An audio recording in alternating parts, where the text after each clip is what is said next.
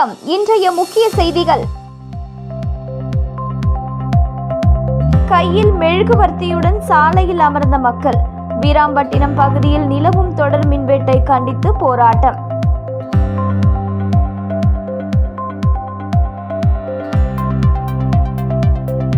பணிக்கு தாமதமாக வந்தால் நடவடிக்கை. அரசு ஊழியர்களுக்கு எச்சரிக்கை. இனி விரிவான செய்திகள். புதுச்சேரி வீராம்பட்டினம் மீனவ கிராமத்தில் நிலவும் மின்வெட்டை கண்டித்து மெழுகுவர்த்தியுடன் மீனவ மக்கள் சுமார் 1 மணி நேரத்திற்கும் மேலாக சாலை மறியலில் ஈடுபட்டதால் போக்குவரத்து பாதிக்கப்பட்டது. புதுச்சேரியில் அதிகரித்து வரும் வெயிலின் காரணமாக வெப்பம் அதிகரித்து இருப்பதால் பல்வேறு பகுதிகளில் அவ்வப்போது மின்வெட்டு ஏற்படுகிறது. இந்த நிலையில் அரியாங்குப்பம் தொகுதிக்கு உட்பட்ட வீராம்பட்டினம் மீனவ கிராமங்கள் முழுவதும் இரவு நேரங்களில் மின்சாரம் துண்டிக்கப்படுகிறது.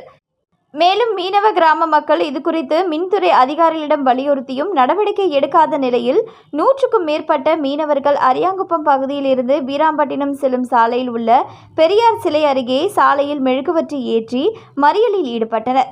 தொடர்ந்து அதிகாரிகள் தடையில்லா மின்சாரம் வழங்குவதற்கான நடவடிக்கை மேற்கொள்ளப்படும் என உறுதியளித்ததை தொடர்ந்து போராட்டம் கைவிடப்பட்டது.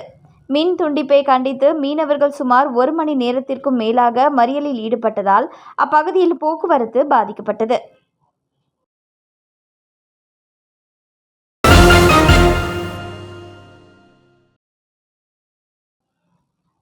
புதுவை அரசு துறையில் பணியாற்றும் தினக்கூலி ஊழியர்களுக்கு சம்பள உயர்வு. புதுச்சேரி அரசு துறைகளில் பணியாற்றும் தினக்கூலி ஊழியர்களுக்கு சம்பளம் உயர்த்தப்பட்டுள்ளது. புதுச்சேரி அரசு ஊழியர்களுக்கு சமீபத்தில் அகவிலைப்படி 46% இருந்து 50% உயர்த்தி வழங்கப்பட்டது. இதைத் தொடர்ந்து புதுவை அரசு துறைகளில் பணியாற்றும் முழுநேர தினக்கூலி ஊழியர்கள் மற்றும் பகுதி நேர ஊழியர்களுக்கு 7வது ஊதிய குழுவின்படி ஜனவரி 1ஆம் தேதி முதல் சம்பளம் திருத்தி அமைத்து உயர்த்தப்பட்டுள்ளது. அதன்படி முழுநேர தினக்கூலி ஊழியர்களுக்கான பிரிவு 1, 2, 3 படி ஒரு நாள் ஊதியம் 876 ரூபாயிலிருந்து 900 ரூபாயாக உயர்த்தப்பட்டுள்ளது. பிரிவு 4 ஊழியர்களுக்கு 968 ரூபாயிலிருந்து 995 ரூபாயாகவும், பிரிவு 5 ஊழியர்களுக்கு 1241 ரூபாயிலிருந்து 1275 ரூபாயாகவும், பிரிவு 6 ஊழியர்களுக்கு 1421 1460 ரூபாயாகவும் கூடியுள்ளது. இதேபோல பகுதி நேர தினக்கூலி ஊழியர்களுக்கான சம்பளம் 13,140 ரூபாயிலிருந்து 13,500 ரூபாயாக உயர்த்தப்பட்டுள்ளது. இதற்கான உத்தரவை புதுச்சேரி நிதி அரசு சார்பு செயலர் சிவகுமார் பிறப்பித்துள்ளார். இந்த ஊதிய உயர்வு மூலம் சுமார் 10,000 ஊழியர்கள் பயனடைவார்கள்.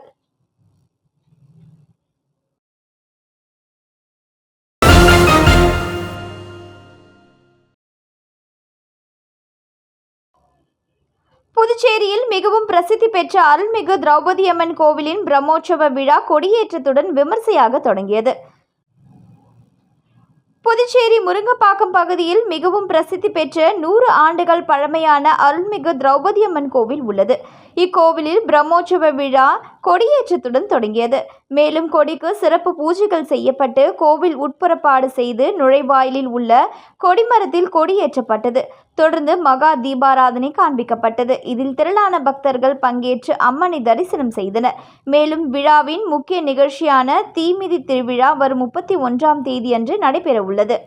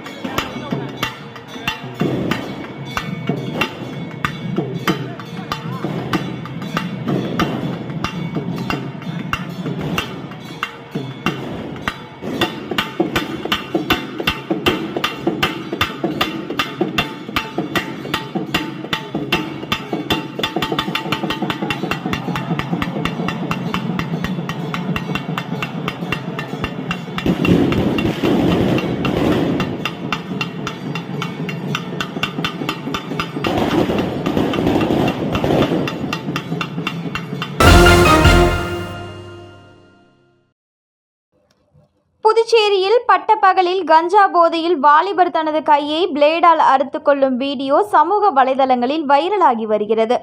புதுச்சேரி புதிய பேருந்து நிலையம் பின்புறத்தில் இருசக்கர வாகனம் நிறுத்துமிடம் உள்ளது. அந்த பகுதியில் வாலிபர் ஒருவர் கஞ்சா போதையில் வந்துள்ளார். இருசக்கர வாகனத்தை நிறுத்திய அவர் மறைத்து வைத்திருந்த பிளேடை எடுத்து கையை சரமாரியாக அறுத்து கொண்டார். அங்கிருந்த நபர்கள் கையை அறுத்து கொள்ள வேண்டாம் என கூறினர். ஆனால் அந்த நபர் கஞ்சா போதையில் இருந்ததன் காரணமாக மீண்டும் தனது கையை பலமுறை அறுத்து கொண்ட வீடியோ தற்போது வெளியாகி பரபரப்பை ஏற்படுத்தியுள்ளது.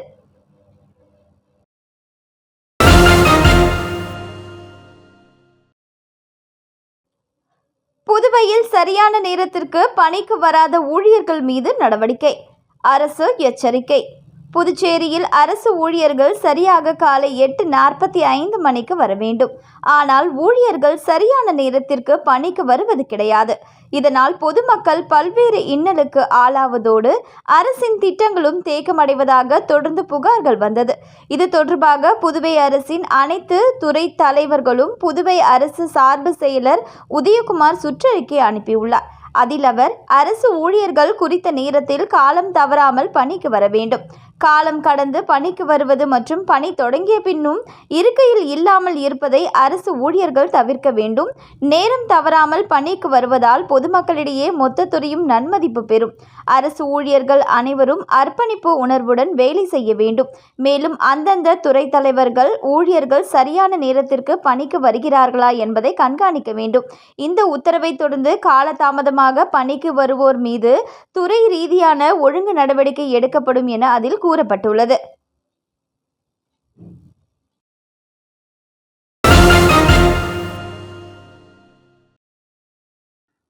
அப்பாவி பாலஸ்தீன மக்களை கொன்று குவிக்கும் அமெரிக்கா ஆதரவுடன் செயல்படும் இஸ்ரேல் நாட்டை கண்டித்து புதுச்சேரியில் கண்டன ஆர்ப்பாட்டத்தில் ஈடுபட்டனர். அமெரிக்கா நாட்டின் ஆதரவுடன் பாலஸ்தீன நாட்டு அப்பாவி மக்கள் மீது குண்டுமழை பொழிந்து கொன்று குவித்து போர்க்குற்றம் புரிந்து வரும் இஸ்ரேல் நாட்டை கண்டித்தும் அந்நாட்டிற்கு மனிதாபிமானமற்ற முறையில் ஆதரவளித்து வரும் அமெரிக்கா நாட்டை கண்டித்தும் பாலஸ்தீன மற்றும் காசா மீது நடத்தும் போரை நிறுத்த வலியுறுத்தியும் புதுச்சேரி கருவடிக்குப்பம் காமராஜர் மணிமண்டபம் அருகே ஏகாதிபத்திய எதிர்ப்பு இயக்கம் சார்பில் கையில் பதாகைகளை ஏந்தியவாறு இஸ்ரேல் மற்றும் அமெரிக்கா நாட்டிற்கு எதிராக கண்டன கோஷங்களை எழுப்பி ஆர்ப்பாட்டத்தில் ஈடுபட்டனர். விழுப்புரம் மாவட்ட முஸ்லீம் லீக் தலைவர் முகமது இப்ராஹிம் அவர்கள் மற்றும் இங்கே குழுமி பாதுகாப்போம் பாதுகாப்போம் பாலஸ்தீன மக்களை பாதுகாப்போம் பாதுகாப்போம் குரல் கொடுப்போம் குரல் கொடுப்போம்.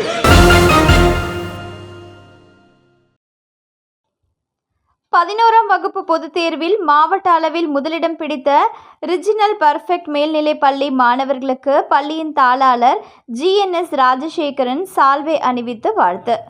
காரைக்கால் மாவட்டம் நெடுங்காடு பகுதியில் உள்ள சிவப்பிரகாசம் நாடார் கல்வி அறக்கட்டளை சார்பில் இயங்கி வரும் ரெஜினல் பர்ஃபெக்ட் மேல்நிலைப் பள்ளி 11ஆம் வகுப்பிற்கான பொதுத் தேர்வில் காரைக்கால் அளவில் முதலிடம் பெற்று சாதனை படைத்துள்ளது. 4 பாடங்களில் 100க்கு 100 மதிப்பெண்களோடு 600க்கு 592 மதிப்பெண்கள் பெற்று மாவட்ட அளவில் முதலிடம் பெற்ற மாணவி ஓவியா மற்றும் பள்ளி அளவில் 2ஆம் இடம் பெற்ற மாணவி ஹர்ஷினி ஆகியோரை பள்ளி தாளாளர் GNS ராஜசேகரன் சால்வை அணிவித்தும் நினைவு பரிசு வழங்கியும் கௌரவித்தார்.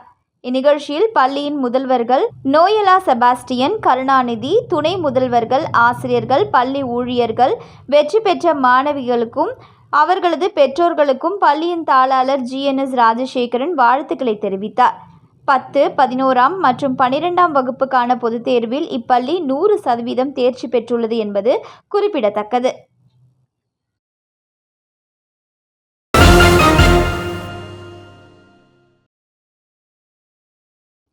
புதுச்சேரியில் உள்ள விநாயகர் கோவிலில் 20,000 ரூபாய் செல்லாத ஜெராக்ஸ் நோட்டுகள், சிலுவை உள்ளிட்டவற்றை மர்ம நபர்கள் உண்டியலில் போட்ட சம்பவம் பெரும் பரபரப்பை ஏற்படுத்தியுள்ளது. புதுச்சேரி லாஸ்பேட்டை தொகுதிக்கு உட்பட்ட கருவடிக்குப்பம் பகுதியில் சுந்தரமூர்த்தி விநாயகர் கோவில் உள்ளது. இந்த கோவிலில் ஆண்டுக்கு ஒரு முறை உண்டியல் திறக்கப்படுவது வழக்கம். அந்த வகையில் கோவிலில் இருந்த உண்டியல் திறக்கப்பட்டது.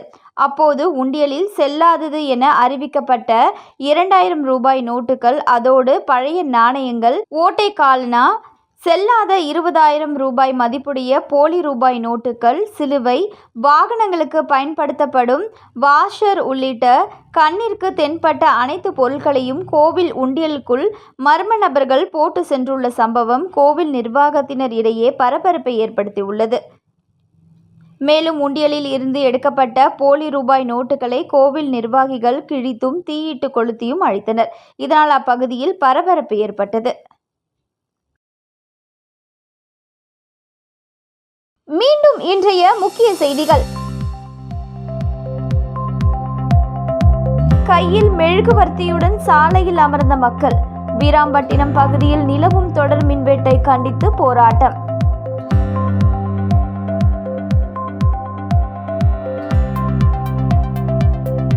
பணிக்கு தாமதமாக வந்தால் நடவடிக்கை, அரசு ஊழியர்களுக்கு எச்சரிக்கை. இத்துடன் இன்றைய செய்திகள் நிறைவடைந்தன. வணக்கம்.